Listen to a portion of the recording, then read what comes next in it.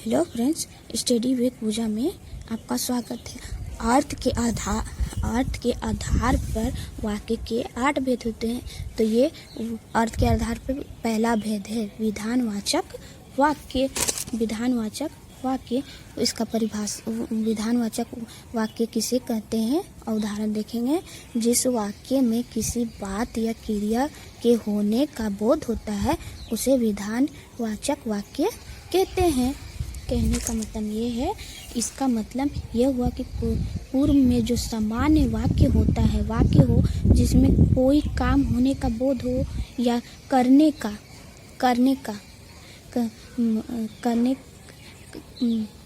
का जो बोध हो बताया जा रहा है, तो उसको हम क्या बोलेंगे? विधानवाचक वाक्य बोलेंगे। जैसे देखते हैं, पहला है सूर्य पूरब से निकलता है। सूर्य पूरब से निकल रहा है तो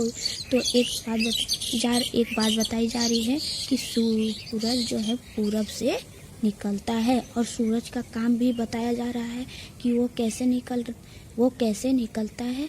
पूरब से निकलता है। तो वो क्या हो जाएगा? विधानवाचक वाक्य। दूसरा देखते हैं, चीनी मीठी होती है। तो एक समान ऐसा वाक्य होता है जो चीनी मीठी होती है तो बताया जा रहा है, तो यह भी क्या हो जाएगा? विधानवाचक वाक्य। तीसरा देखते हैं, वर्षा हो रही है।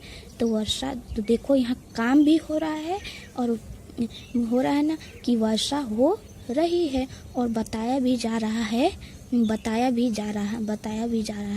कि यह भी क्या हो जाएगा? विधानवाचक वाक्य। राम खा रहा है तो काम कर रहा है ना, खाना भी काम ही होता है, तो काम का बोध हो रहा है, तो यह क्या हो जाएगा? विधानवाचक वाक्य।